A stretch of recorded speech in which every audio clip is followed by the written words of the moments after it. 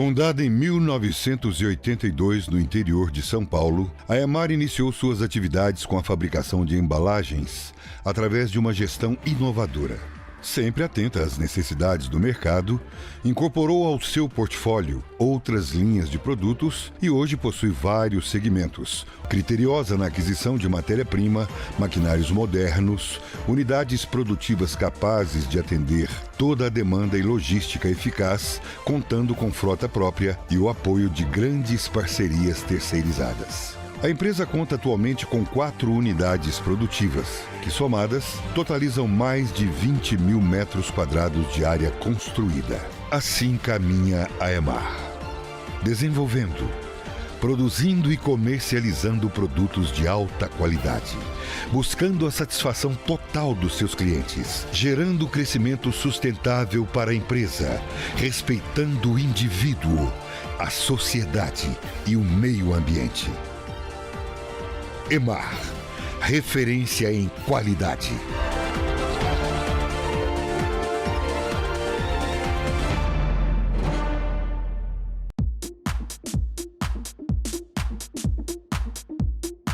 O que há de melhor em bancos de couro, couro legítimo, você encontra na Top Couros, Avenida Fernando Costa 421.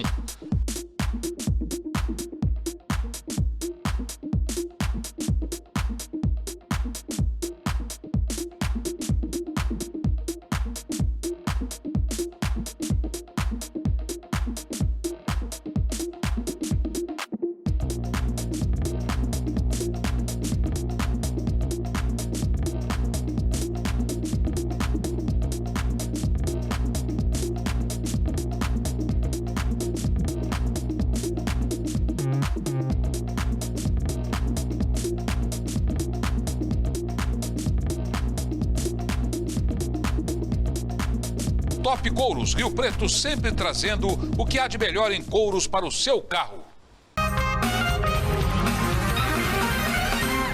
Olá você, onde quer que você esteja, seja muito bem-vindo a mais uma edição do programa Iris Decalaf.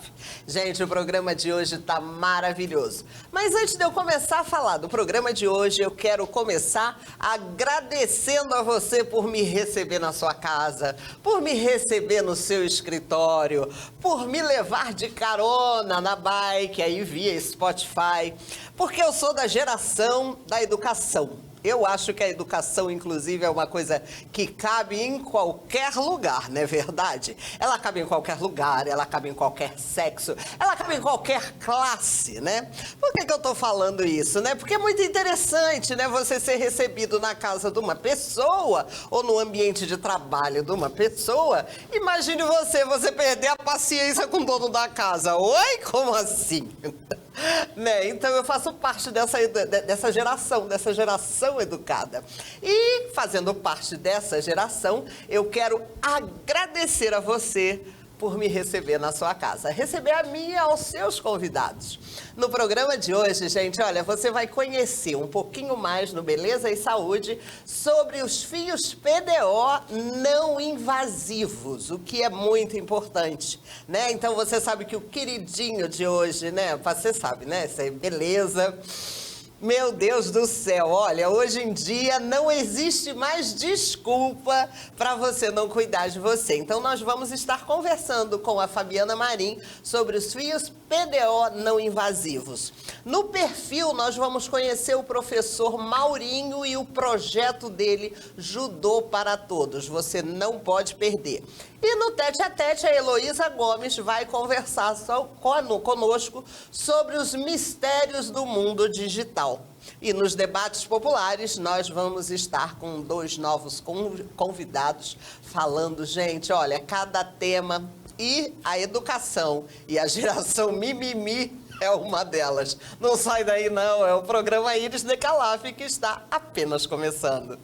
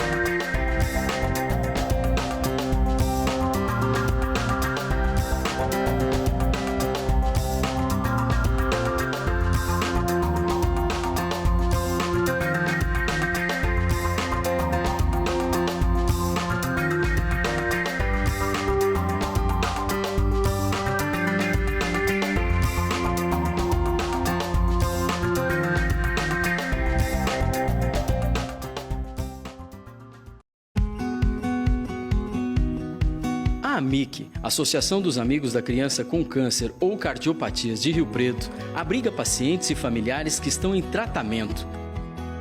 A AMIC se mantém com a colaboração da população. Manter a instituição requer muitos recursos. Estamos precisando ampliar nossos espaços e você pode nos ajudar com doações ou materiais. Para isso, basta ligar para 17 2137 0777 ou depositar qualquer quantia na conta da AMIC, no Banco Itaú, agência 0045, conta corrente 04973, dígito 1.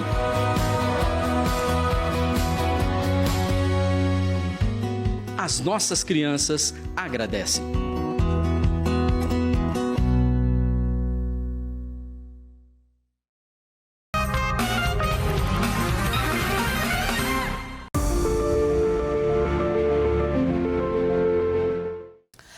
Beleza e Saúde de hoje, a gente começa o programa falando de coisa boa, gente, porque não há nada melhor do que a gente poder ficar bonita sem o processo, sem nenhum procedimento invasivo. E os fios PDO que a gente conhece normalmente é invasivo, né? Então eu trouxe uma pessoa maravilhosa, uma pessoa que eu amo de paixão. E ela vai falar com a gente do PDO que não é invasivo. É verdade, gente, a gente consegue esse milagre de fazer o PDO sem ser invasivo. Eu tô falando da Fabiana Marim. Muito bem-vinda, Fábio. Muito obrigado por aceitar o nosso convite. Obrigada a você, Iris. Estou bastante feliz de estar participando do programa e passar as informações, né, dos fios de PDO, da caneta pressurizada, porque é a última tendência, está sendo muito procurado e é uma opção para quem não gosta de agulha. Então, como é que funciona o PDO que não é invasivo? O PDO é este aqui, ó. Eles são fios, microfios. Ele é a base de proteínas, porque o colágeno da nossa pele, ele precisa ser estimulado, né? A partir dos 30 anos, nós vamos perdendo colágeno e precisa de estímulos. O PDO, nós vamos colocar em cima das ruguinhas, da parte que nós queremos sustentar na pele, e a pele vai absorver esse fio, onde vai ser depositado proteínas que vão estimular a produção de colágeno. Então, é a gente mesmo que vai produzir o próprio colágeno. Então, eu posso botar aqui no meu bigodinho chinês, né? No meu bigode chinês, que acho que não tem muito jeito, que eu vivo rindo, né? Então, bota aqui, e aqui produz, e aqui mesmo diminui, é isso? Isso, funciona praticamente assim. Ele é um estimulante de colágeno. Da produção de colágeno. Da produção de colágeno. O colágeno, ele vai perdendo a força, vamos dizendo assim, tá? E nós precisamos fazer com que essa produção aumente, né? Então, a função do PDO é essa, o não invasivo. Então, não tem picada? Não tem de jeito nenhum, ele é muito suave para colocar. É colocado fio com um sérum que ele vai ácido hialurônico, vitamina C e ouro. E aí, home care, a cliente vai levar o mesmo sérum, só que um pouquinho mais potencializado para continuar o tratamento em casa. Então, eu vou lá, você coloca esses fios com esse sérum aí. Tem a aplicação correta, né? Uhum. Vou colocar o fio lindamente na sua pele, não vai sentir nada. Eu vou aplicar o sérum e o organismo vai absorver, tá? Parece até uma mágica. Coloca o fio... coloca o produto, o organismo absorve. E aí, em casa, tem o home care, que você continua o tratamento, que é maravilhoso. Tem tudo de bom aqui dentro. E aí, em quanto tempo, digamos assim, eu consigo perceber os resultados? Eu indico sempre 2 sessões, porque o kit vem já é individual, tá? Quando a pessoa vai fazer o tratamento, é um kit para cada cliente. Então, dá para fazer 2 sessões. E 2 sessões, o resultado é bem bacana. Não precisa esperar, você pode fazer nessa semana. Semana que vem você volta e a gente aplica novamente. E aguardar. Uns 60 dias ele vai ficar trabalhando dentro da sua pele. Com a produção. Vai e continuar qual que é a trabalhando. diferença de preço desse para o da picadinha? É muito grande. É muito grande. É né? muito grande. Mesmo porque quem trabalha com invasivos são alguns especialistas que podem trabalhar com invasivos, né? Mas o custo também é alto. Agora, esse fio de PDO, ele é acessível, o resultado é bem bacana e eu vou falar, minhas clientes amam.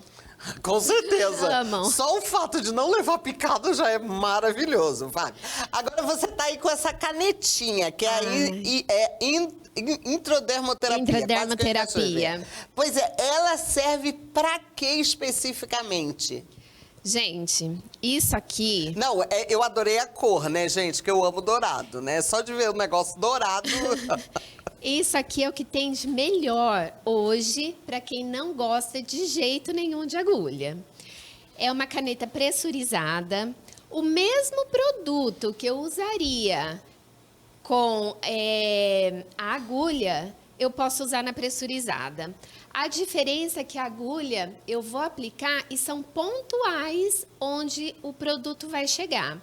Na pressurizada, ela entra na pele através de pressão e espalha esse produto. Então, ele pega uma região maior.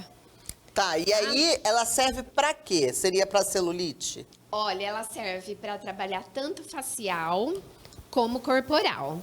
Facial, a gente pode fazer harmonização do rosto todo. É lógico, tá? Que cada região do rosto é aplicado um produto diferente. Não é o mesmo produto para preenchimento de suco nasogeniano, lifting. Cada um é para uma finalidade. Quer dizer, o meu bigode chinês ficaria resolvido antes desse tempo com os fios PDO, é isso? Isso. Se você... Eu gosto muito dessa técnica. Eu faço protocolos com os dois. Tá. Fios de PDO e caneta pressurizada. Um auxilia muito o outro. Ah, tá. Tá? Fica perfeito. Não que não dê para fazer só a pressurizada, que é muito bom, ou só o PDO. Mas se você unir as 2 técnicas, o protocolo fica muito bom e você vai conseguir, assim, ficar de 6 a 8 meses com a pele preenchida, um lifting legal, e você só vai voltar a aplicar novamente quando você sentir a necessidade. Entendi. Tá, então é o resultado mais duradouro. O resultado é duradouro. Tá. É diferentemente de um botox, de uma coisa assim que você tem que estar... A diferença por exemplo, eu vou na mesma região que nós aplicamos o botox, que é a região, é o terço superior, né, que é a testa, é aqui na lateral dos olhos. O botox paralisa. Exato. A caneta pressurizada, o produto que nós colocamos aqui não é para paralisar. É para quem quer uma pele, um rejuvenescimento sem ficar paralisado. Porque o botox você fica... Uhum. Sim.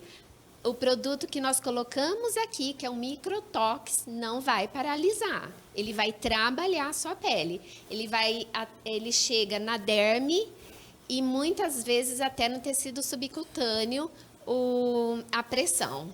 Então, essa, na verdade, seria a grande revolução, né? A grande revolução, porque as pessoas, muitas pessoas não faziam nada por medo de agulha. E antigamente a pressurizada, ela era usada para aplicar medicamentos como vacinas, foi usada por diabéticos. E aí alguém teve a brilhante ideia, né? Bom, se é para aplicar medicamentos, Deve ser. deve servir para cuidar da pele também. E foi aí que surgiu a pressurizada. E adeus Botox, né? Tipo assim, adeus Botox, desculpa. assim, eu vou- Porque, não, se Botox paralisa, eu prefiro uma coisa Sim. que deixe natural, né? As clientes estão preferindo devido à naturalidade. Porque o Botox, todo mundo percebe de longe que o indivíduo Sim, tá com porque Botox. a pessoa fica com uma aparência bonita, sem as rugas, só que todo mundo sabe Que tá com Botox. que está com Botox. Com o trabalho da pressurizada, você vai ficar com uma aparência melhor, a sua pele, o seu tônus, só que não vão falar que você está com Botox, porque fica natural. Não. É um trabalho de dentro para fora, é um tratamento, não Fab- é uma paralisação. Fabiana, o seu Instagram, tem tudo isso no seu Instagram? Tem tudo isso no meu Instagram, no meu Face. Está tudo lá, tem vídeos. Tem vídeo também, olha, maravilhoso, maravilhoso mesmo. E eu queria, inclusive, que você desse outras dicas pra gente, né? Em algum momento que você fosse dar, porque, olha, isso aí realmente é a revolução, né? É a revolução. Eu amo trabalhar com a pressurizada e os fios de PDO, porque eu gosto do que dá resultado. Eu vejo o resultado nas clientes, eu faço antes, eu faço depois e é muito prazeroso. Você gosta, o que a gente vê na Fabiana, ela gosta do que faz, gente. Sim, eu amo o que Você eu faço. vê o prazer no rosto dela, isso é gostoso. Realmente eu amo o que eu faço, eu estou sempre me especializando. Sai uma técnica nova, eu vou atrás, porque eu me interesso. Eu não vejo a estética como, eu vou fazer porque vai só me trazer o financeiro. Não, eu gosto, gente, eu gosto de cuidar. Eu acho que se eu tivesse que escolher outra profissão, seria essa mesmo. Não E tem não jeito. né? E a autoestima que traz para quem faz, né? Faz muito toda a bom. diferença, né? É muito bom porque eu vejo as clientes assim, elas saem felizes, sabe? Às vezes sai com as marquinhas da pressurizada, porque no primeiro momento você vai ficar marcadinho, tem uma pressão. Mas elas, mesmo assim, elas saem felizes. Elas falam, mas isso aqui, um dia só minha pele já vai estar maravilhosa. Então, elas nem ligam com as marquinhas, porque vai sair, vai ficar legal a pele. É bacana. Olha, Fábio, muitíssimo obrigado mesmo. E fica aí com o microfone, deixa aí o recado que você quiser. Diz se é caro, se é barato, se dá para fazer, isso é fundamental, né? Porque nessa altura quem tá ouvindo a gente quer saber se dá para fazer. Gente, dá para fazer. Não é nada exorbitante. Existem pacotes. Dá para fazer o que a pessoa falar assim, eu posso... Dentro do seu bolso, Sim, né? De acordo com o seu bolso. Eu posso fazer, eu não tenho muitas condições agora, eu vou fazer pacote, nós vamos dividir. É tudo conversado, tá bom? Tá bom, Fábio. Muitíssimo obrigado, amor. Eu agradeço você por essa oportunidade. Adoro vir aqui no seu programa. Já conhecia e obrigada mesmo. Você é uma pessoa iluminada. Nossa, mãe, iluminada é você. Eu amo essa voz da Fabiana. Ela passa uma paz pra gente. Obrigada. Gente, eu conversei com a Fabiana Marinho no nosso Beleza e Saúde de hoje. Não sai daí não que a gente volta já já.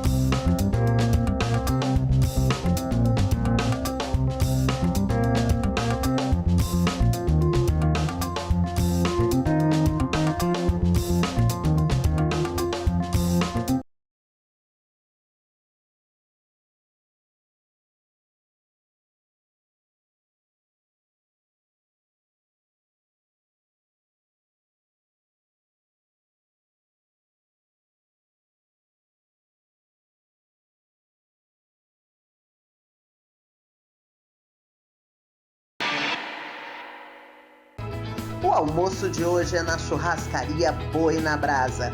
O bom e tradicional rodízio. Todos os dias, almoço self-service e marmitex. Na Danilo Galeazzi, 1659, telefone 3215-3268. Bom apetite!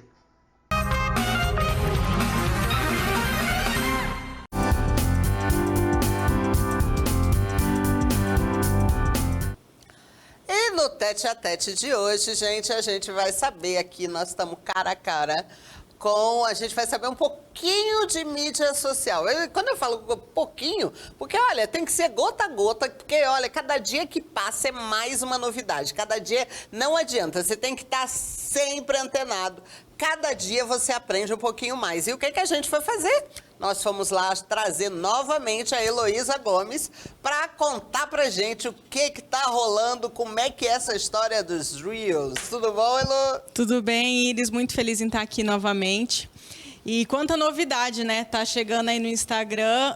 A gente fala que o Reels é uma plataforma nova, uma ferramenta nova dentro do Instagram, mas, na verdade, ele é de junho de 2020. Então, ele já está quase completando um ano aí com a gente e a gente ainda está começando a usar, começando a postar esse tipo de conteúdo, seja com dancinha mais de entretenimento ou com conteúdo realmente técnico, mas de uma forma um pouco mais agradável para a gente ali ficar horas e horas passeando, né, no Reels. E os Reels, e assim, quando é uma coisa nova, significa que o Instagram dá mais atenção, digamos assim? Exatamente. Distribui mais, né? Essa coisa assim. A gente fala que ele entrega mais. Isso é simplesmente a mesma coisa que aconteceu com o Story quando surgiu, né? Então, o que a plataforma faz? Ela te incentiva a utilizar aquela nova função e, com isso, ela entrega muito mais. Então, por exemplo, você faz um vídeo no feed, você vai ter ali, vou chutar, 200 visualizações. Você faz um vídeo no Reels, você chega a 1000. É muito mais fácil viralizar no Reels agora, nesse momento. Mas simplesmente porque é uma parte nova do Instagram, então ele está entregando muito mais. Ele está incentivando você a gravar aquele conteúdo ali no Reels por 2 motivos. Para você conhecer, né, essa nova versão dentro do Instagram de entretenimento e também para bater de frente com aquele concorrente que a gente conhece, que é o famoso TikTok, né? Ah, tá. Não. Eu já ia perguntar realmente por que existe essa coisa da massificação, por que ele foi tirado da gaveta? Você falou que é de junho de 2020 por causa do TikTok. Sim, quem surgiu primeiro com isso foi o TikTok, que é um aplicativo chinês. E o TikTok entrou nessa linha de vídeos rápidos, curtos e com alguns modelos de edições específicos, em que você conseguia, sem um grande conhecimento de edição de vídeo, fazer o seu próprio vídeo. E aí o Instagram, para não perder tempo nem mercado, lançou praticamente a mesma função. Tem pessoas que preferem ainda o TikTok para fazer esse tipo de vídeo, mas o Instagram foi se atualizando e colocou as opções de dublagem para você gravar vídeos em cima de outros áudios, né, de pessoas famosas, e foi ali se adaptando para lançar a mesma ferramenta dentro do Instagram, porque enquanto você está ali dentro do Instagram, você não está consumindo os concorrentes, né? Então, os Reels, eles cabem... Ao invés de eu gravar stories ou colocar no feed, eu gravo os Reels, é isso? Mais ou menos. O story seria mais, como o próprio nome diz, o seu dia a dia. Aquilo que você faz todo dia corriqueiramente, você posta de forma mais rápida e ágil. O Reels é quando você quer entregar alguma coisa. Seja algo de entretenimento, seja uma piada, uma dancinha ou até mesmo algo técnico, que a gente tem visto muito. Nutricionistas, advogados, médicos falando de conteúdo sério, né, de conteúdo relevante, através de videozinhos animados, em que eles piscam e as palavras aparecem. Então, o Reels serve mais para coisas um pouquinho mais elaboradas, quando eu quero entregar algo realmente.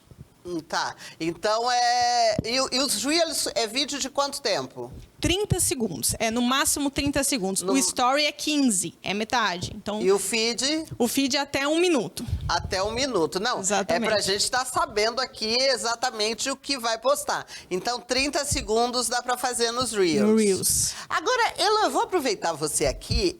Eu queria saber essa coisa de perfil verificado no Instagram. Em que isso agrega?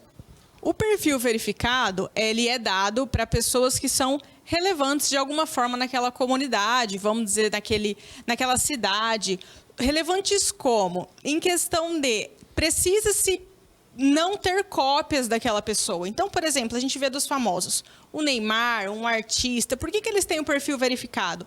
Para que as pessoas saibam que aquele realmente é enviado várias documentações. Na verdade, o Instagram que entra em contato, vamos dizer assim, para verificar, você solicita, mas quem aprova é eles. Tá. Não é qualquer um que consegue o perfil verificado.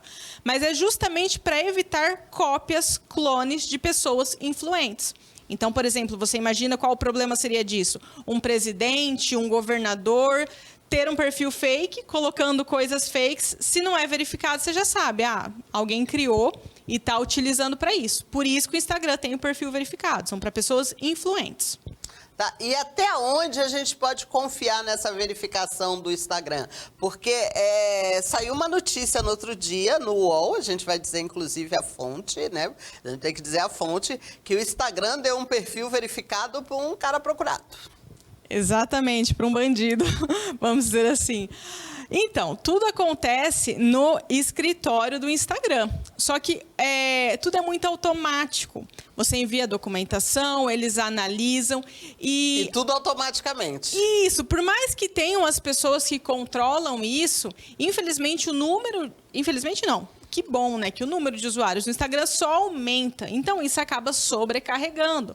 O que, às vezes, acontece esse tipo de problema, porque não é para isso. Só que, ao mesmo tempo, o Instagram ele não tem uma base de dados judicial para ver se aquela pessoa é procurada, para ver... Então, provavelmente, aquele nome apareceu em manchetes, em algo do tipo, e automaticamente foi visto como alguém famoso. Relevante. Mas não alguém bom, vamos dizer assim. Gente, a gente aproveitou aqui, eu tenho certeza que você aprendeu um pouco mais sobre o Reels. E, Elô, a gente vai sempre chamar você toda vez que a gente quiser entregar alguma nova informação. Exatamente. E a dica aí para quem está sempre tentando se manter atualizado nisso é... Atualize sempre o seu aplicativo, veja as ferramentas, sigam perfis que ensine, né? De marketing digital tem muita gente bacana aí que ensina como funciona, para que serve, para você explorar ao máximo aí as plataformas que a gente tem. Obrigada, Elô. De nada, é um prazer estar aqui. Até a próxima. Até a próxima. Eu conversei com a Heloísa Gomes no nosso Tete a Tete de hoje. Obrigada, a gente volta em seguida.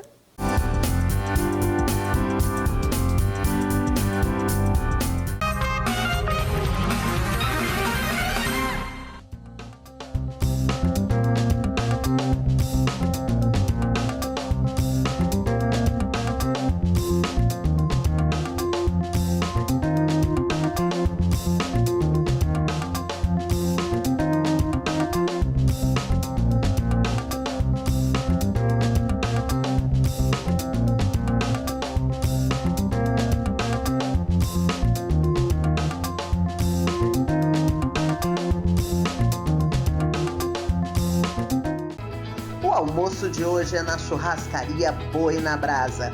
O bom e tradicional rodízio. Todos os dias, almoço self-service e marmitex. Na Danilo Galeazzi, 1659, telefone 3215-3268. Bom apetite!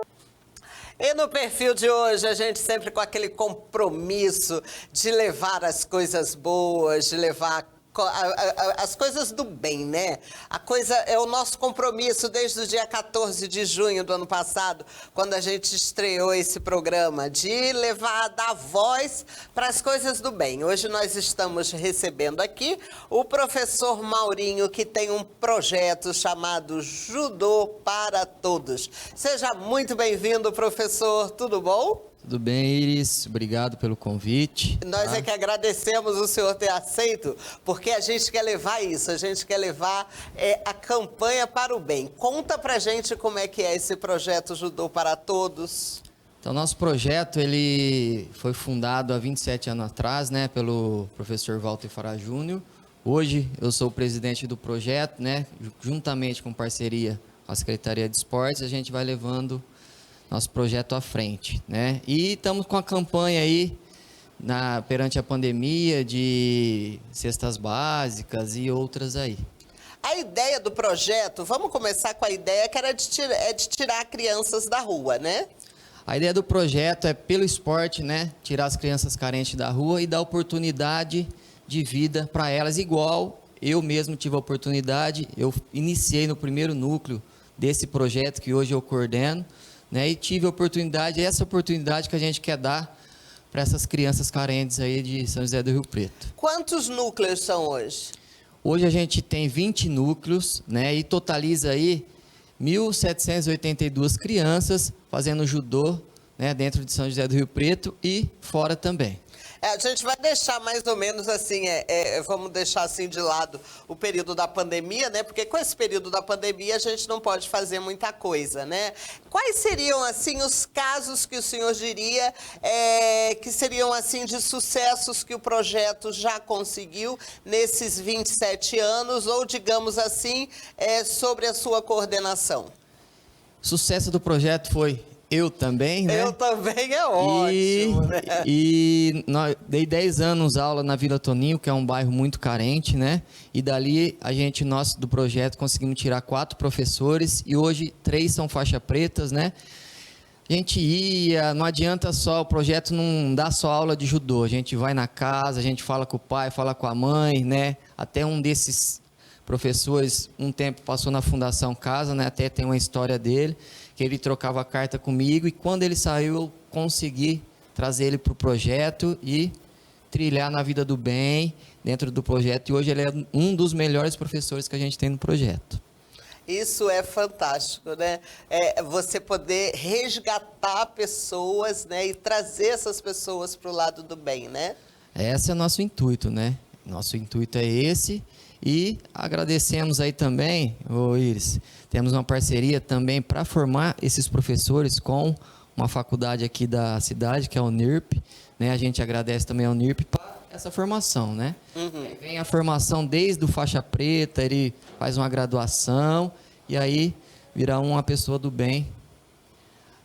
E qual, digamos assim, hoje, nessa pandemia, como é que vocês estão se virando, digamos assim? Porque essas crianças, todas as crianças atendidas pelo projeto, estão assim meio que órfãos, né?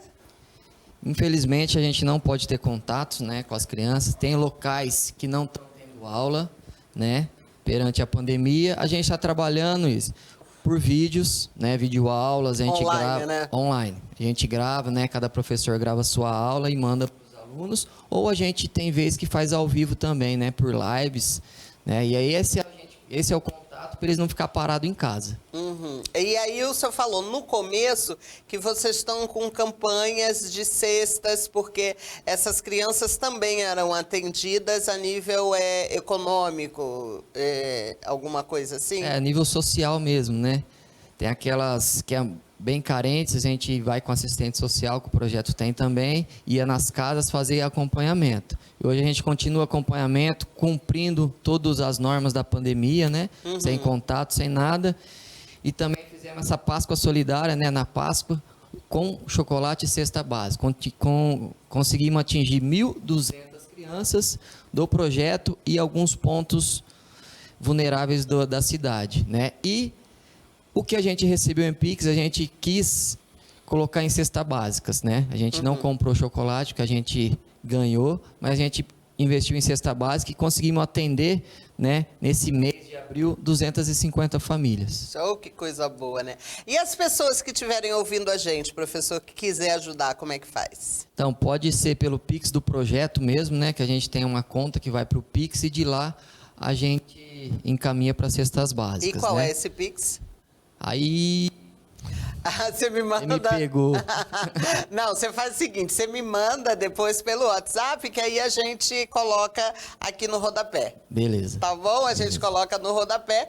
E eu quero deixar aí a oportunidade para você mandar alguma mensagem para quem está ouvindo a gente.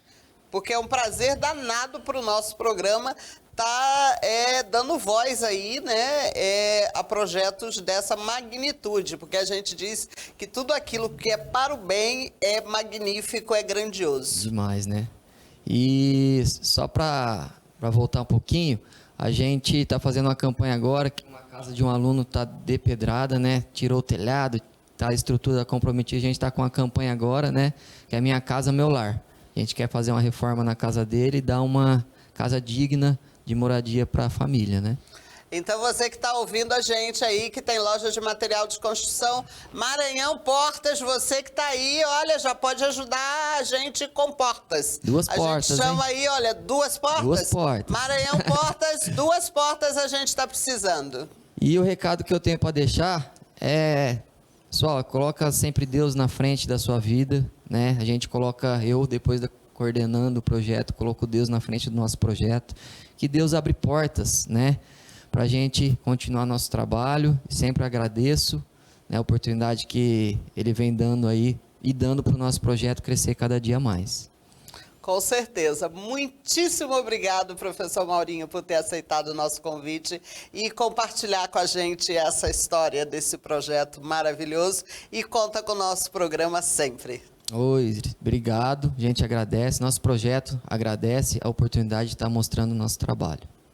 Eu conversei com o professor Maurinho do Projeto Judô para Todos. Foi o nosso perfil de hoje. Obrigado, não sai daí que a gente volta.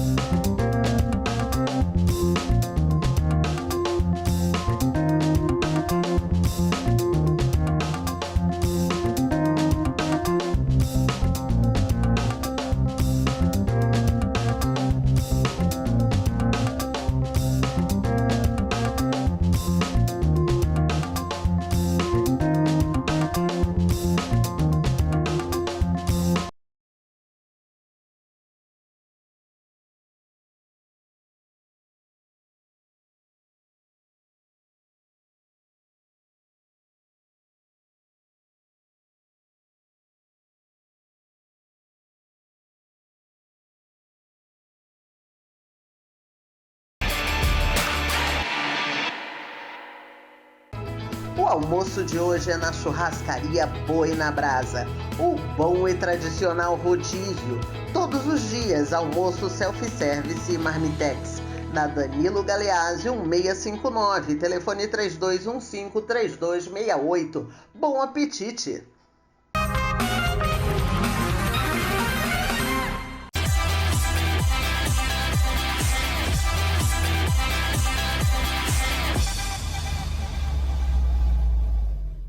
Debates Populares é o quadro que a gente realmente é apaixonado por fazer e a gente faz ele sempre com a companhia de pessoas maravilhosas, essas pessoas que estão sempre com a gente. E hoje nós temos 2 convidadas especialíssimas. A gente vai começar aqui com uma pessoa da casa, uma colega nossa de profissão, a Mari, apresentadora do nosso Jornal da Tarde. Seja muito bem-vinda, Mari, e obrigada por aceitar o nosso convite. Obrigada, Iris, pelo convite. Muito obrigada, estou muito feliz aqui com a participação. E a nossa outra convidada, a Denise Maria. Seja muito bem-vinda, Denise. Obrigada pelo convite, um prazer estar aqui com vocês. Alexandre Tadeu. Iris, é sempre um prazer enorme estar aqui, pessoal aí, muito feliz. Professor Júlio Fernando. Para mim é sempre uma satisfação essa caminhada ao seu lado e dividir a bancada com pessoas tão ilustres. Gente, olha, e a gente tem temas hoje muito interessantes. Eu queria começar com a geração mimimi, que está criticando muito, sem apresentar soluções, sabe? A gente começa... Hoje em dia a gente não sabe o que falar, a gente não sabe nem em que terreno está pisando. E é mais ou menos assim, olha, a culpa da bagunça é do vento, não é sua que deixou a janela aberta, entendeu? Obediência às regras. Para onde está indo a sociedade, na verdade? Quem é que levanta essa bola?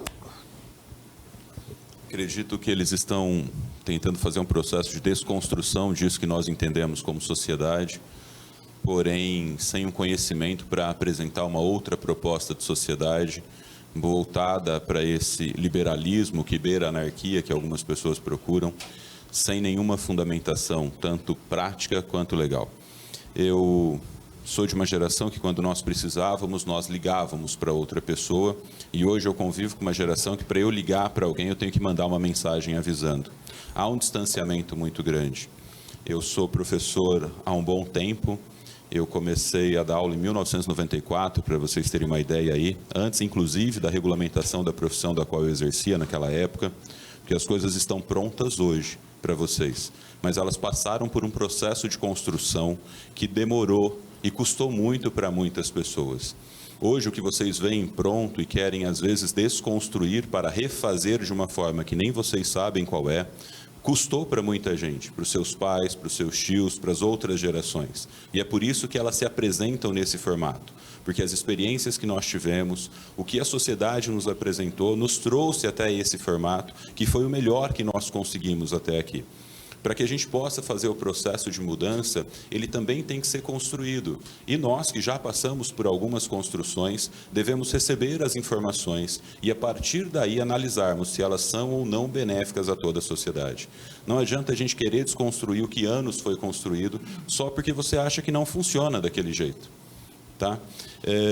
Na minha sincera opinião, nós, pais, e eu me enquadro nisso, talvez não deixamos os nossos filhos ter as experiências que nós tivemos, que são mais difíceis, e hoje eles têm um conhecimento rarefeito, superficial.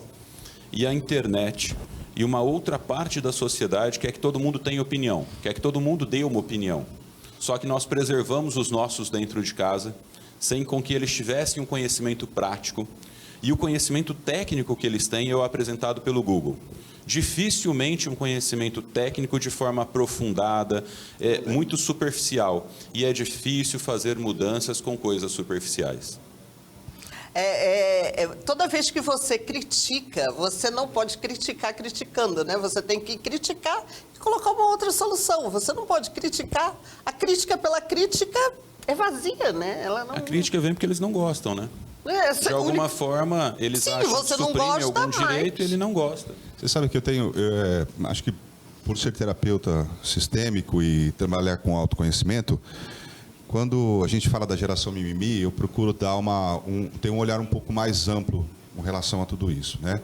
Então, a primeira delas, assim, vendo a nossa geração e a geração deles, eu vejo que a nossa geração, ela era uma geração que tinha certos tipos de doença. Nós éramos doentes. Então, nossa geração foi uma geração que era racista, nós fomos uma geração machista, nós éramos uma geração extremamente violenta. Então, por exemplo, você pega a época dos meus pais, eles apanhavam, mas quando apanhava era de verdade mesmo. Sim! Né? Apanhava mesmo. Então, a nossa geração tomou uns petelecos, a gente apanhou também, mas não era nada semelhante do que a nossa geração. Então, nós éramos uma geração doente. E essa geração que vem agora, ela olha para isso e ela simplesmente não aceita. Ela fala, eu não aceito, não é? E claro que quando você prepara um soldado para ir para a guerra, você tem que preparar ele num campo que é muito semelhante ao que ele vai enfrentar ali. Então, é arame farpado, é barro, é tudo aquilo ali, porque ele sabe que é aquilo ali. A nossa geração, nós não tínhamos nada. Era uma geração, veja, só da década de 70, e 70 anos antes de mim, não existia nada, pessoal. Quando falo não existia nada, o primeiro carro nasceu em 1917, o carro em série.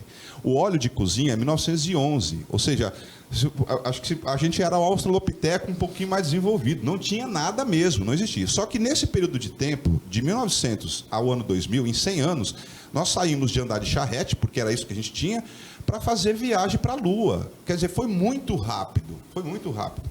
E isso foi a base de muito sofrimento, de muito quebra-pau. A minha geração, todos tinham apelido. Todos. E não era comum bullying. também. E não era bullying. Verdade, não era não tinha bullying. para onde você ir. Hoje em dia, se você fizer qualquer tipo de gracinha, a pessoa passa mal. Então, assim, eu não chamo essa geração mimimi de uma geração fraca. Eu não chamo. Eu acho que eles são extremamente sensíveis. Só que eles estão cometendo o mesmo erro que a gente cometeu. Ou seja, nós não estamos compreendendo a dor do outro porque é assim. Ou seja, por que nós fomos assim? Por que a gente foi assim? E assim a gente também está olhando para eles e não estamos compreendendo o porquê eles são assim. O contexto é outro, a situação é extremamente outra. Acho que muitas coisas das nossas doenças serão curadas através deles, mas pais doentes vão produzir filhos doentes. E vai ficar, eu imagino que para a geração Z, talvez, que está vindo aí, que nasceu em 2010, para tentar reequilibrar o que as nossas duas gerações, a geração X e a geração Y aí, não deu conta, vamos dizer. Seria aquela coisa de você não ouvir, né? Você fala, mas não ouve o que o outro está dizendo. A gente olha, a gente critica, né? Fala assim, poxa, mas por que desse jeito? Né? Na minha época, eu acordava 5 horas da manhã e trabalhava, estudava e não sei o quê. E aí, de repente, vem um jovem e fala assim, pô, o senhor fez tudo isso? Cadê o dinheiro que você juntou? Aí você fala assim, pô... Mas cai na superficialidade, né, Tadeu, também. Sim. Eu vejo assim, por exemplo, a minha família tem muitas pessoas com idades assim. A minha tia-avó tem 105 anos, totalmente lúcida, anda, caminha, não é acamada, porque todo mundo pergunta assim, nossa, uma pessoa centenária deve ter... Não dá trabalho nenhum, totalmente assim, conta da vida dela inteira, sem nenhum tipo de demência, nem nada. O meu avô tem 96 anos, a minha avó tem 92, e o restante da família, tudo na faixa etária de 70, 80. E eu vejo neles uma resiliência, porque hoje prega-se muito a resiliência, a sororidade, várias palavras bonitas, mas que, na realidade, eu acho que isso já vinha assim, sido, né, feito por eles, porque eu acredito que essa força está neles. E hoje, essa fragilidade da juventude, eu não sei, vocês como terapeutas também podem até dar luz nessa questão. Se é justamente, hoje fala-se muito assim, para olhar para a dor. Antigamente não, se a minha avó teve depressão, a família não sabe, porque era uma coisa velada, então era uma coisa que eles carregavam dentro de si e se fortaleciam com aquela força de tapar os ouvidos para os problemas e manter essa força e ser realmente o esteio da família. Hoje não, se você tem depressão, você fala, olha, eu estou com depressão, estou com isso, estou com aquilo. E hoje a sociedade ela é ensinada mais a olhar para a dor e a verbalizar essa dor. Eu não sei se isso que faz a gente enxergar um pouco mais a fragilidade atual, que antes eu acho que era mais velada, mas também era mais forte. Para ser velada, você tem que ser forte redobrado. O que vocês acham? Não, porque também existia também a preocupação da família, né? Exato. Então você guardava, porque você tinha que, para não preocupar o outro, você tinha que carregar a família. Você tinha que dar falar força, que estava né? com depressão, por exemplo. Como assim? Eu tenho... E hoje tem muitos homens que fazem terapia, que fazem o acompanhamento. A gente vê hoje essa geração mimimi que se fala, eu acho eles assim muito egoístas.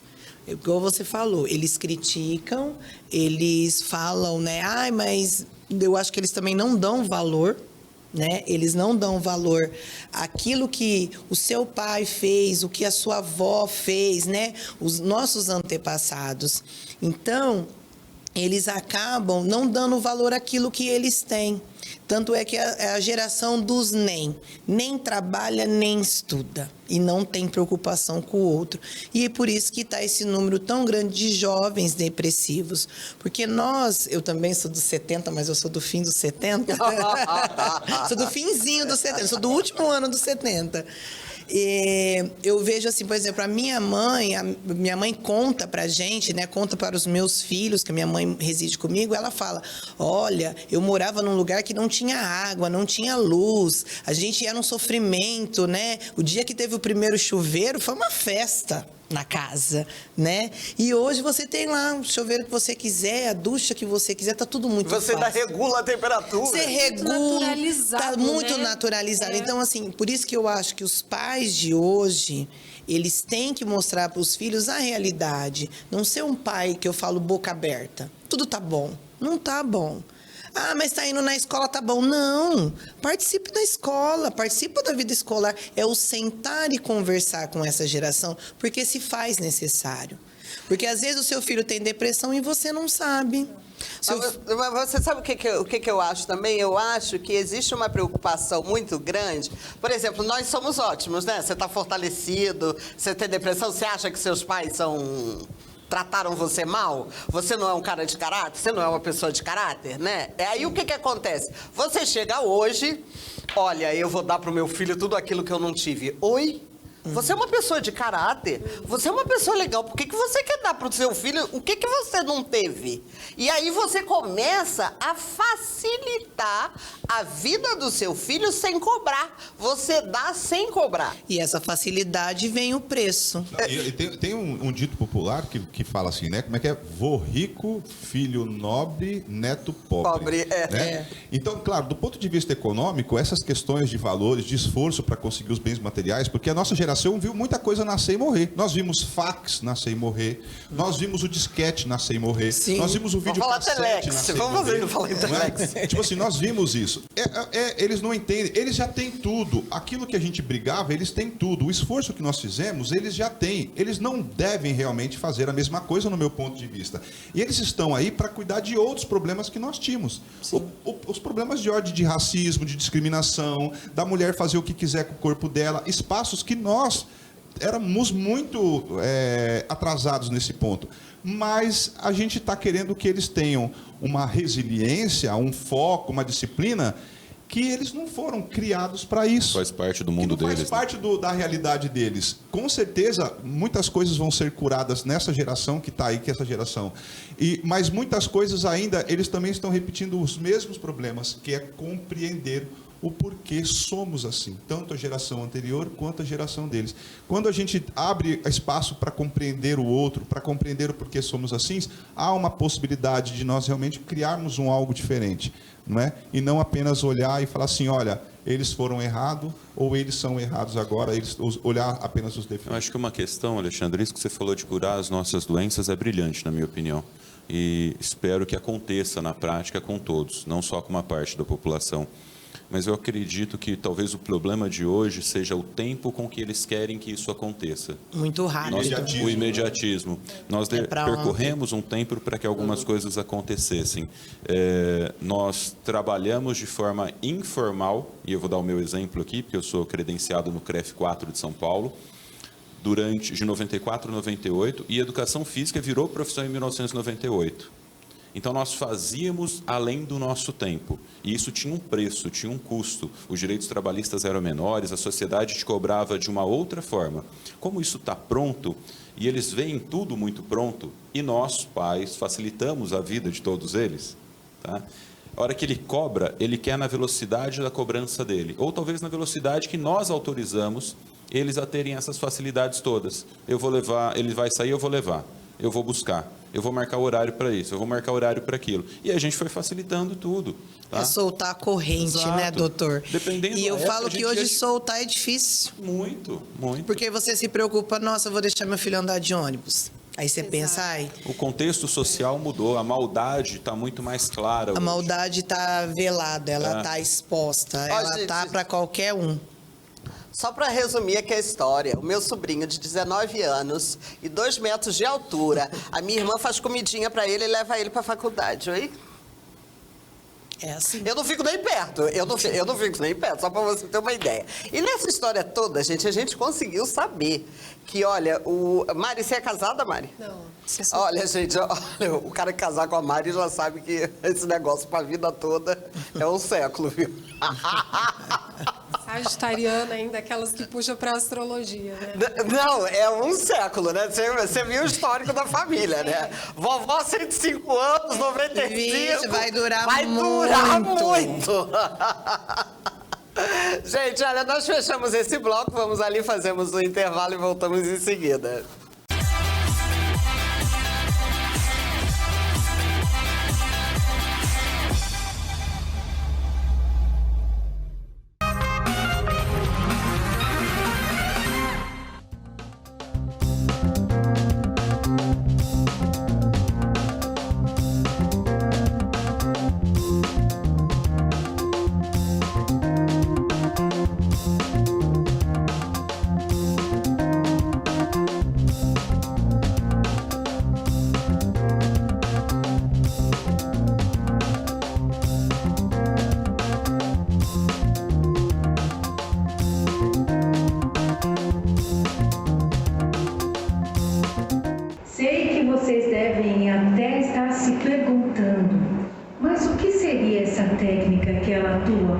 chamada hipnose.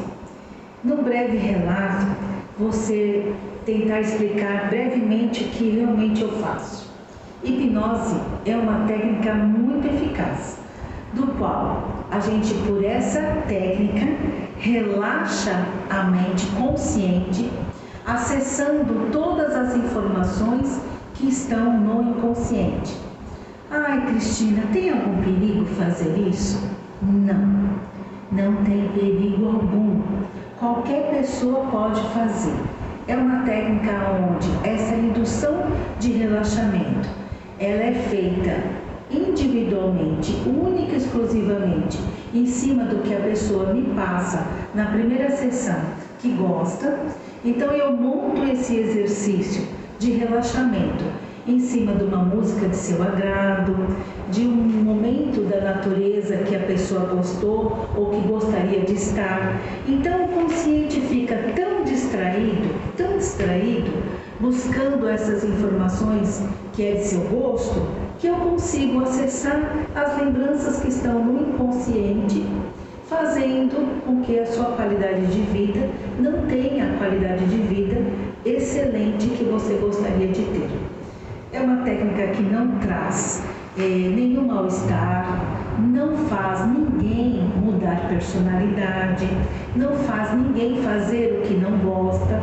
O que pode acontecer? Se, por um acaso, um colega ou eu mesma disser para uma mente inconsciente alguma coisa que a pessoa não se agradou de ouvir, o máximo que ela pode fazer é sair desse relaxamento que eu proporcionei nessa indução, voltando mais rapidamente, porque ela não gostou do que escutou.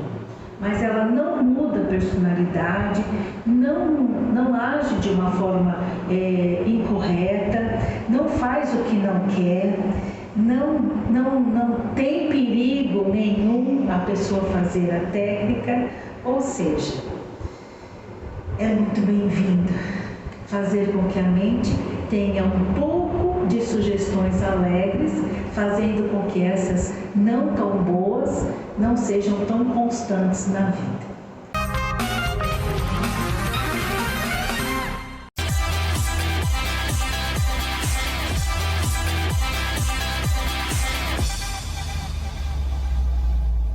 De volta, lembrando a você que nós estamos nas nossas mídias sociais. Dá um pulinho lá no YouTube, se inscreve, deixa um comentário, deixa um like, ativa o sininho que você vai receber sempre a notícia de um vídeo novo, né?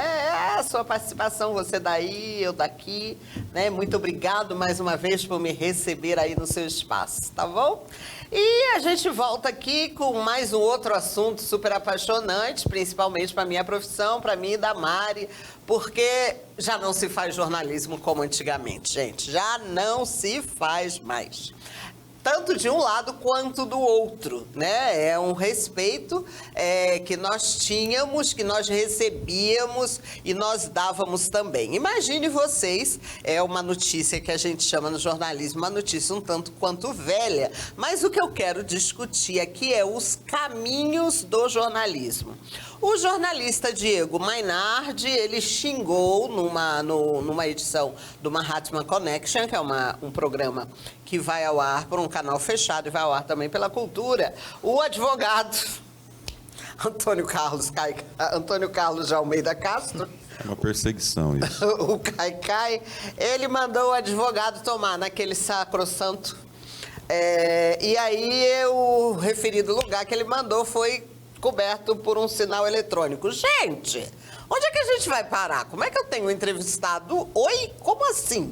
Mari, para onde vai o jornalismo? Que situação? Não sei não, Iris, tá assim, uma situação florada de ambas as partes, né? Inclusive hoje eu vejo assim a questão do jornalismo que não é mais aquela questão unilateral.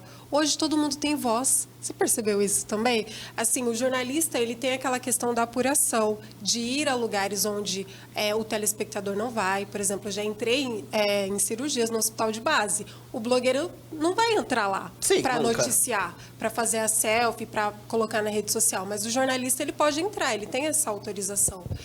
Então, essa questão da apuração fica mais para a parte jornalística, mas não existe mais essa questão unilateral de só nós noticiarmos. Então, as outras pessoas, você está passando na rua, você vê um acidente, você faz a foto, posta na tua rede social e já faz até o resumo do que aconteceu. E manda para os outros veículos. E também essa questão aí dessa falta de educação, né? A meu ver, então, tá lamentável. Isso não é falta de educação, isso é falta de profissionalismo, também, né? Também. Isso é falta de... E vindo de quem veio, eu fiquei estarrecida. Eu fiquei estarrecida, né? Porque é uma coisa que no meu tempo, né? No meu tempo, gente, olha, você falava que era jornalista, você tinha uma respeitabilidade das outras pessoas. Não, olha, ela é jornalista. Então, tudo que você falava era quase que verídico. Por quê? Porque você tinha uma apuração, então você não... Tipo assim, olha, o Alexandre é meu amigo, ele vem aqui e me conta uma notícia. E eu vou e veiculo. Não, isso não existia, tá? O Alexandre me conta uma notícia, eu vou apurar essa notícia. Isso. Tá? Não existe esse negócio, não existia essa coisa de amizade. E hoje em dia, com o advento do fake news, né? Né? O Alexandre vem aqui, é meu amigo, olha só, Iris, divulga isso aqui e eu vou na dele, divulgo. Entendeu? Porque a coisa tá funcionando assim. Então, a gente perdeu essa coisa meio que do respeito, e não foi algo... né? E, tipo assim, acho que vocês devem ter acompanhado, o Alexandre Garcia teve uma postura também, acho que muito... o Alexandre Garcia, ele tá me decepcionando bastante, tanto, ele já foi meu ídolo. Ele já foi meu ídolo. Foi muito feio. O Mainardi, vocês devem estar sabendo, ele pediu demissão, né? Ele pediu demissão por conta de... Não ficou muito bacana. E eu tinha visto, há tempos atrás, exatamente a reportagem dele com o Haddad. E era sobre questões políticas, né? Bolsonaro e Lula. E agora foi pela mesma questão, política. E eu tenho visto que, do ponto de vista política, as pessoas elas estão extremamente identificadas, né? Seja para um lado, seja para o outro. E parece que é onde a questão do profissionalismo, que sem dúvida nenhuma faltou, porque ele não pode deixar naquele momento ali, deixar suas opiniões. Não pode, ele não pode. Nós temos a postura, né? Ele tem que manter a postura. Então, assim, foi algo muito feio para a profissão de uma forma geral. E pior de tudo é que não está sendo não está sendo uma questão isolada. Isso está sendo uma questão que nós estamos vendo outros profissionais fazendo a mesma coisa, o que faz com que a categoria denigre a nossa profissão, repense, né? Repense algumas coisas. Eu acho que é interessante. A gente vem tendo problema de educação, né? Nós temos uma educação pessoal, que é aquela que nós vamos construindo, o caráter acadêmico de cada um, e em razão de cada profissão nós temos uma educação formal, aquela que a profissão exige. E isso parece que se perdeu no país. Independente de qual seja a profissão, eu vou me portar do jeito que eu quero, pessoalmente falando e não profissionalmente falando. E acaba atrapalhando muito o mercado. E todo mundo paga um preço, né? Eu achei que ele, assim, não só ele, a gente está vendo tantos jornalistas, eu falo assim, perdendo o plumo, né? Até onde... Porque se você der educação, você também vai ser educado.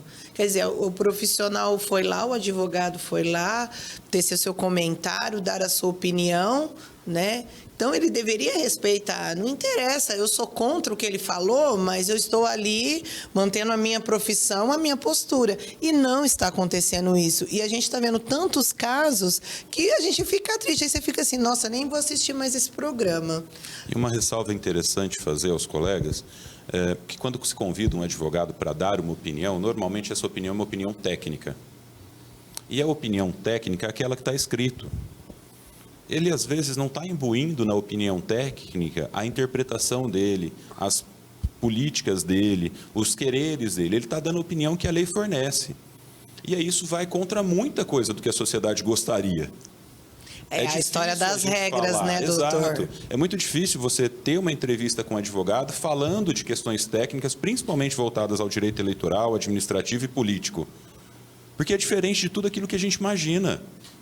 Vocês podem, em casa, ter uma noção de direito, mas eu te garanto, não é isso que está escrito no papel, não é isso que foi feito pelo Congresso, homologado pelo Executivo através do presidente. Nós temos uma noção de direito do dia a dia, mas não é essa que está posta nos livros. E a gente tem que tomar esse cuidado. E aí é muito fácil perder a postura com o advogado, né? Tem o ego do colega falando, e aí ele fala impondo, porque é assim que nós aprendemos, inclusive ensinamos na faculdade, que é uma forma de tratamento. Mas é muito complicado eu tratar essa questão técnica e vir para um cenário político, social e isso acabar muito bem. Eu tenho que ter um profissionalismo muito declarado, muito fácil, de fácil tratamento. Tá? Era só essa observação para não ter problema. Concluo. Eu acho o seguinte, eu particularmente, assim que eu acredito, deve ser por causa dos meus 40 anos de profissão, né, que o jornalista, basicamente, ele está ali para informar. Você tira a sua própria conclusão. Quando eu sou convidada para ser entrevistada, quando a minha posição é outra, aí sim, aí eu posso dar a minha opinião. Comentário, o meu né? comentário, aí é diferente. Seu Porque posicionamento, às vezes a gente é convidado para ser entrevistado. Aí sim, aí eu dou a minha opinião. Mas a partir do momento que eu estou aqui, aí, quer dizer, quando eu estou ancorando, né, o que não é o caso aqui é debates populares, eventualmente eu posso botar um pitaquinho aqui, outro, porque a composição é outra, mas a partir do momento que eu não posso dar a minha opinião quando eu estou ancorando. Eu não posso brigar com um convidado meu. Eu não posso perder a paciência Perder com um convidado a linha, meu. descer do salto. Vontade, mas Às vezes até dá vontade, entendeu? Mas eu não posso perder a linha com um convidado meu. Eu, inclusive, eu tenho como característica não permitir que nenhum convidado meu tenha, digamos assim, pague mico. Vou usar aqui o portuguesinho, uma gíriazinha, pague mico. Então, quando eu vejo que um convidado meu se expressa de uma maneira que publicamente vai prejudicá-lo, eu corto na edição e corto mesmo, entendeu? Por quê? Porque eu sei que aquilo vai prejudicar ele, entendeu? Porque ele fala acreditando naquilo, ele fala aquilo como uma verdade, mas 40 anos de profissão me diz que aquilo vai prejudicar ele. Porque quando você faz 40 anos de uma profissão, desculpa, né? Em algum momento você tem que saber alguma coisa, né? Então a gente corta para não prejudicar, porque todo mundo que vem aqui até hoje, já estamos no 48º programa, esqueci de mudar o número lá no grupo, né? A gente já está partindo aí para 1 ano de programa, né? E ninguém nunca ficou mal, né? Porque a gente preza muito pelos nossos convidados, né? Willis, eu acho que é importante a gente puxar esse gancho. O programa, ele tem um público, da mesma forma que o programa do colega tinha um público. E é importante dizer que o programa é feito para este público. Não é feito para a bancada. Tá? Os debates não é para nós que estamos aqui, por mais que aprendamos com isso. Mas é feito para um público. E quando a gente está direcionado a um determinado público, o vocabulário, as informações, o formato tem que alcançar esse determinado público. Senão não tem sentido fazer. Exatamente. Por isso, tantos jornalistas estão sendo mandados embora ou pedindo demissão. E assim, em programas que eram programas muito bons, tanto na rádio como na TV, TV aberta, TV fechada, aí de repente falou assim, nossa, mas não está mais no programa, não está mais trabalhando, não está mais entrevistando, o que aconteceu? Porque às vezes a gente não fica sabendo, aí você vai olhar, vai saber, falando, nossa, o que a pessoa fez? Então, deixa de atingir, também tem alguns veículos que você vê que tem uma certa parcialidade, né? Até, não vamos citar a emissora, mas, por exemplo, tem uma emissora aí de uma jornalista que trabalhava em rede nacional, ela saiu da bancada, ela pediu demissão porque ela via parcialidade, a linha editorial da emissora, e ela pediu demissão. E a gente sabe quem é, né? Ancorando. Então, assim, excelente, brilhante. Então, eu sou fã dela. Não tem mais isso, né? Essa questão não me faz bem, a pessoa se retira. Você não consegue mais ser isento, né? Porque se você é isento, o meio de comunicação não é isento, né? Exatamente. A emissora não é isenta. E aí a gente fecha esse bloco, vamos fazer um intervalo e voltamos em seguida.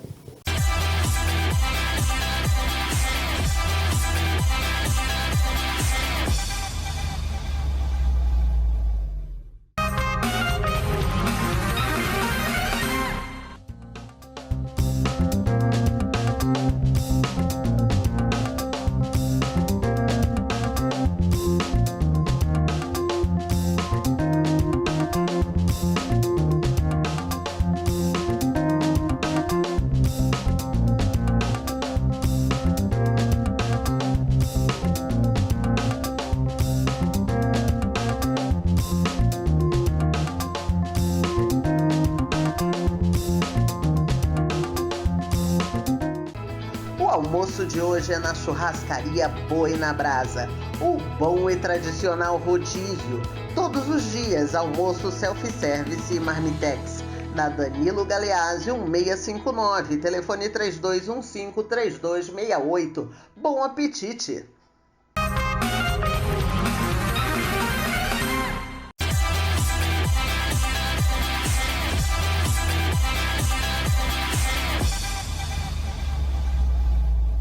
E voltando, né? A gente está aqui num papo de educação, liberdade. A minha liberdade termina onde começa a sua termina onde começa a minha. Essas coisas assim, né? Que faz com que a sociedade funcione como uma engrenagem, né? E de repente a coisa não está funcionando bem assim, né? Lembrando, vá nas nossas mídias sociais, nós estamos em podcast, no Spotify e nos principais agregadores, né?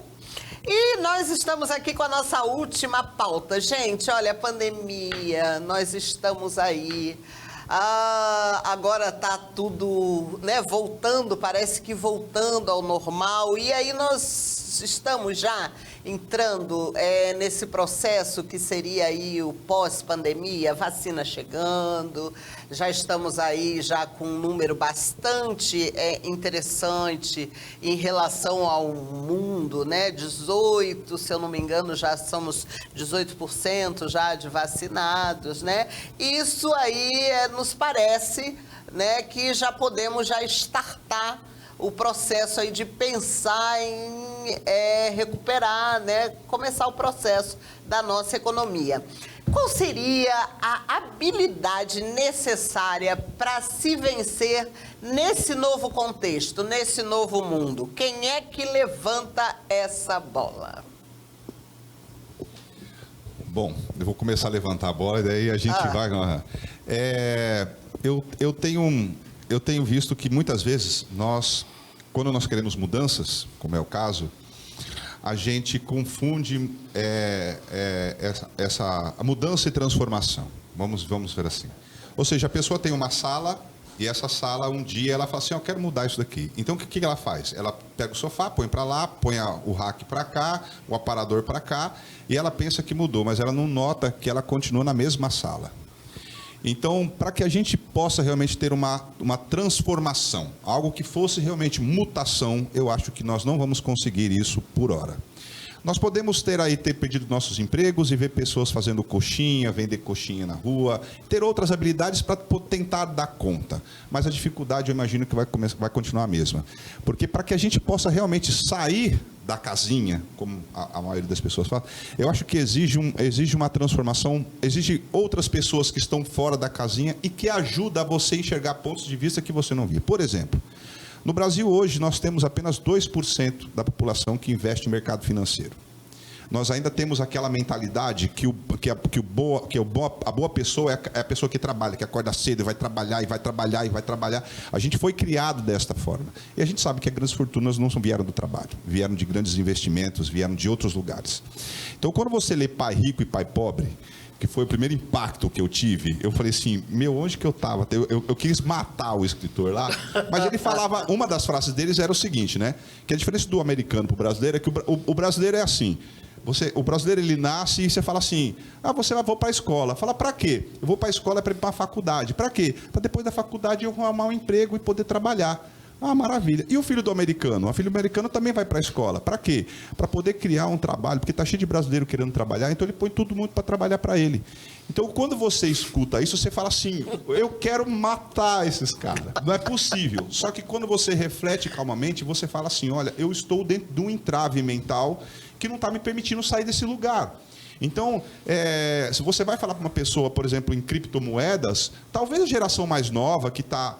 Pode ser que eles estejam aí operando no mercado financeiro, só que, infelizmente, a gente também chega lá, a gente está vendo as operações de day trade, por exemplo, o pessoal entra nas operações se matando, porque não, é a operação mais difícil do mundo, a mais difícil. Você imagina que os grandes bancos, os grandes fundos imobiliários estão operando lá, e a pessoa quer chegar, e você vê propaganda aí, ganha dinheiro, se torna day trade em 24 horas. Isso não existe, pessoal, isso não existe, exige muita educação. Então, eu acho que esse momento de pandemia, a gente vai mudar os móveis de lugar. Você vai até conseguir ela aí vender teu marmitex, tal, que é o que tem aí para fazer, porque uma mutação ela realmente exige uma transformação no sistema de educação, de cultura, de sociedade, para que as pessoas realmente consigam sair, pensar fora da casinha realmente.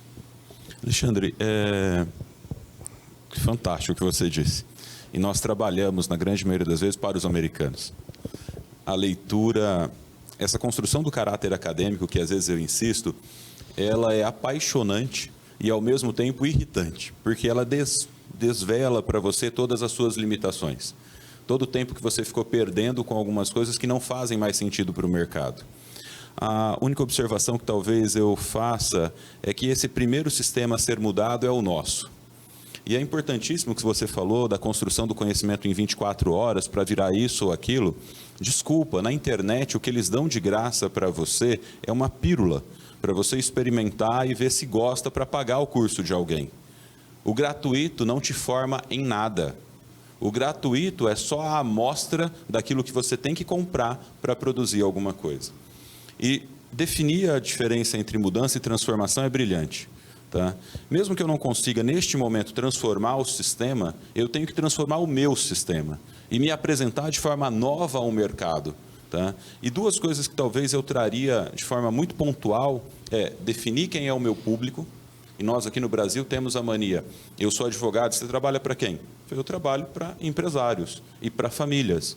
Ah, só para esse público? Preferencialmente só, porque a necessidade não é uma moeda para se trabalhar. Quando você precisa trabalhar, tem a necessidade de trabalhar, você não consegue fazer exatamente aquilo que você gostaria.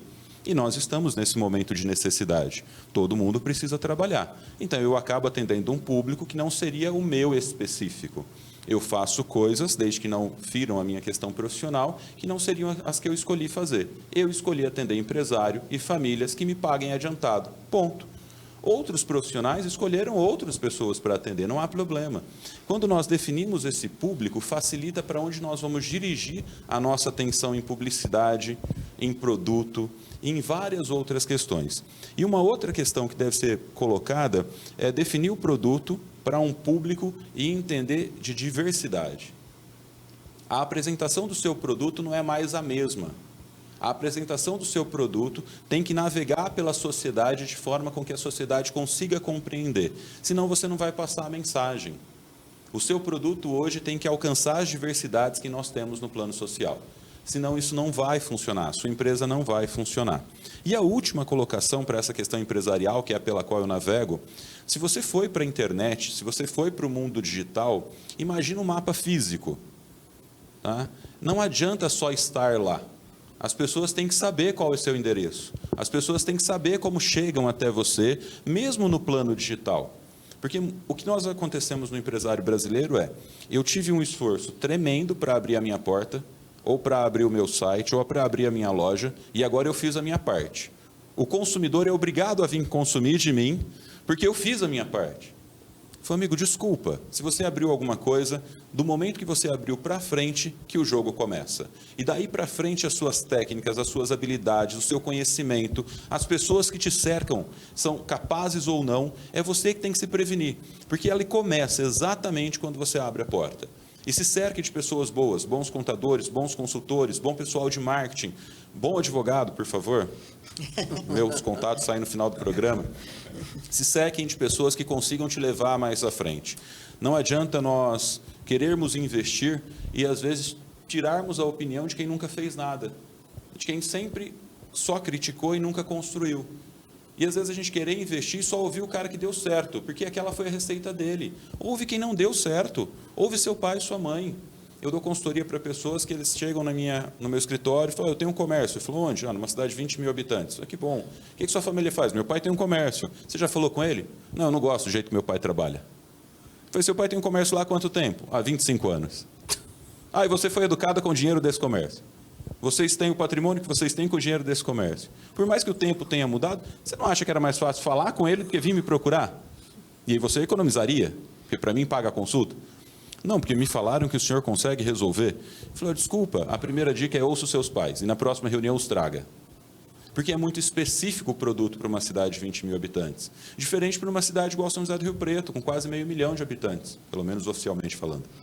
É diferente, a gente tem que identificar, entender a diversidade e quando fazer, por mais esforço que seja, abrir a sua porta ou estar na internet, comunique às pessoas que você existe. Se as pessoas não souberem do seu produto, se as pessoas não souberem que você existe, você não vai para frente, elas não vão consumir, não vai acontecer o negócio. Não é só o vender, né? É o vender e cativar, Sim, e manter. a fidelização. Começa pelos funcionários, né? Ter a habilidade com os próprios funcionários da sua empresa. Você tratar os seus funcionários bem. Entender que estamos passando por uma pandemia, por um momento de crise, um momento difícil, mas isso vai passar. Estamos aqui, somos uma equipe, né? Nós vamos continuar nesse campo, nesse jogo e você dar confiança para eles, porque da mesma forma que você está lá, você está à frente, né? Você é o treinador, você dando força para ele fala assim, nossa, eu visto realmente a camisa dessa empresa, o comprometimento e eu vou vender aquilo que eu produzo, onde eu trabalho. Denise, né? é incrível o que você falou, porque assim, alguns empresários, por mais que dependam da mão de obra, e a gente tem uma expressão chamada de endomarketing, que o funcionário tem que entender qual é a política da empresa, normalmente o patrão, ele nem explica para o funcionário qual é a política da empresa, porque ele também não foi preparado para ser um empresário, um empreendedor. Nós não tivemos essa cultura. Nós fomos ser empresários, empreendedores, na grande maioria das vezes, por necessidade. Sim. E necessidade não é a melhor moeda para se trabalhar. Porque assim, tem algumas pessoas que vendem o produto, você tem que vender o valor. Sim. Não é? É o valor que isso daqui tem, e não o produto em si. Porque vários potinhos de álcool em gel nós temos no mercado, mas quais qual são as qualidades a mais que esse isso daqui tem? te agrega para o meu cliente? E Esse como daí eu tem faço hidratante isso? kiwi. Não é? Então, é o valor que a gente tem que manipular.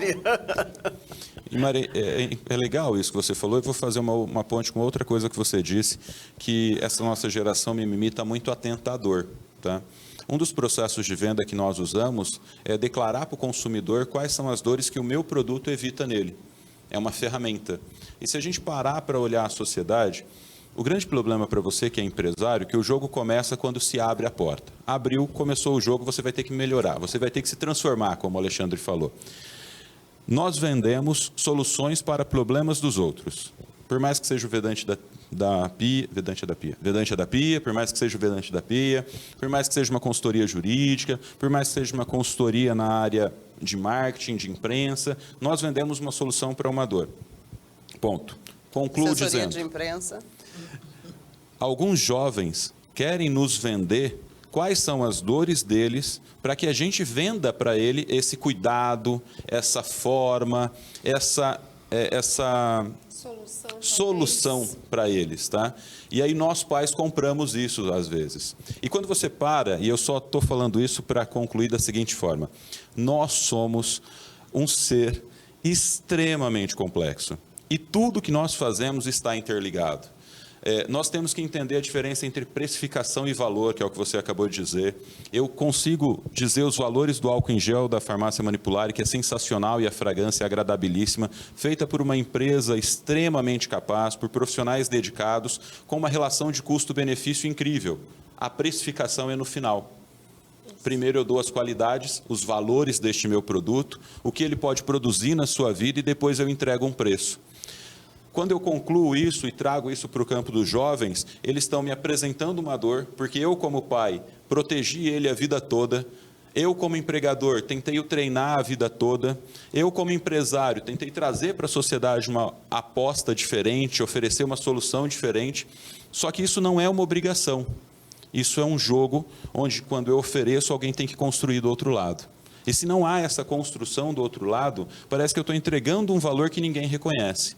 Essa é uma dificuldade que o empresariado tem. Por isso que eu falo da diversidade. Se você entregar o seu valor de forma específica para alguém leigo igual a mim, voltado às questões de cunho de internet, de tecnologia, o meu escritório me fez comprar uma nuvem. E às vezes, na hora que eu chego e preciso da informação, eu fico perguntando onde ela está. A gente não comprou a nuvem? Comprou. Não paga uma nota? Porque paga uma grana do caramba. Tá? E eu falei assim, e por que eu não tenho a comunicação da agenda do escritório com a minha? Eu falo, porque não funcionou. Se eu não conseguir vender o produto para quem é leigo também, não vai ter o preço, não vai ter o final, eu não vou conseguir entregar. Essa complexidade que nós temos que buscar entender para fazer a transformação. Porque se a gente não conseguir entender isso, não vai mudar nunca. E eu ainda continuo, em função da pergunta, qual seria a habilidade necessária para vencer essa nova economia, eu continuo com a receita da velha, que será sempre a criatividade, gente. Sim. Sem criatividade, você não chega a lugar nenhum. Você tem que realmente pensar fora da caixa. Porque pensando dentro da caixa, você não chega a lugar nenhum. E vocês acabaram de ganhar 1 minuto para dizer tchau. Porque a Márcia já está ali querendo me matar. Esquece aquele negócio que estava no WhatsApp, nós vamos deixar para a próxima. Já faz no mesmo minuto. Não dá tempo, porque você acha que dá tempo? Acho que dá. Dá? Então vai. Nós vamos começar aqui a partir de hoje. Cada um dos convidados vai deixar uma dica para vocês. Não tenho a menor ideia de que dica é essa. Não sei o que eles aprontaram, mas eu pedi para eles para deixar uma dica para vocês, porque você aí desse lado é tão importante para mim, que eu tenho certeza que eles pensaram com carinho numa dica para vocês. Então, começando então com a nossa convidada, a nossa colega Mari. Obrigada, Iris, pela participação. Obrigada a todos. Eu trouxe a dica do livro A Força Espiritual, do José Carlos de Luca. É um livro que eu mantenho ele na minha cabeceira, todos os dias eu leio, e eu acho que é um momento, assim, importante essa leitura. É fácil, é um livro assim, você abre, aparece aqui um pensamento, uma reflexão e já conclui. Então, é um livro, assim, que dá para deixar ali de cabeceira. Muito legal também. Me manda depois para o WhatsApp para a gente publicar. Vocês também me mandam para o WhatsApp a dica de vocês, que a gente publica no nosso Instagram. Denise? A minha dica é a oração. Eu acho que é o momento agora, se faz necessário, é a oração. Todo dia faça uma oração para você, sempre primeiro agradecendo e depois pedindo, né, alguma coisa que você queira para aquele dia. E faça uma oração pelo mundo, pelas pessoas doentes, pelo nosso pessoal da parte médica que tem trabalhado assim. Nossa, mãe, verdade. Eu acho que, assim, todas as orações que a gente fizer todos os dias, acho que ainda não vai pagar o que eles têm feito. Então, a minha dica fica, faça uma oração para você e uma oração para o mundo. Alexandre? Bom, a minha dica fica para que vocês dê preferência, busquem o conhecimento e procurem o conhecimento formal. Ele ainda é aquele mais confiável e que pode realmente ajudar na transformação da tua vida. Existem os cursos em EAD, não é? Eu estou fazendo a minha segunda pós também em EAD, em marketing, em mercado financeiro de investimentos. Você tem aí o Educa Mais, que tem bolsa de estudos, você vai pagar R$30, R$40 por uma pós-graduação reconhecida pelo MEC. Então, bastam vocês procurar, ter interesse e que vocês vão ter acesso a uma boa formação acadêmica. Doutor Júlio? Eu vou ser muito breve. O que você for fazer na direção do outro, faça no caminho do bem. A atenção, o cuidado, sempre no caminho do bem. Nós não precisamos fazer coisas gigantescas para fazer algo de bom a alguém. Simplesmente, às vezes, dar atenção. Então, dê atenção aos seus, cuide dos seus. Essa é aquela dica que eu faço minha também. Olhe para o outro com carinho, com amor e com o mesmo amor que Jesus olha para você. Jesus te perdoa quantas vezes por dia, né? Olhe para o outro, ame o outro, se movimente na direção do outro. E isso por si só já é uma boa ação, né? Faça isso sempre. Sabe por quê? Quem não vive para servir, não serve para viver. Obrigado pela sua companhia. Até a próxima. Tchau.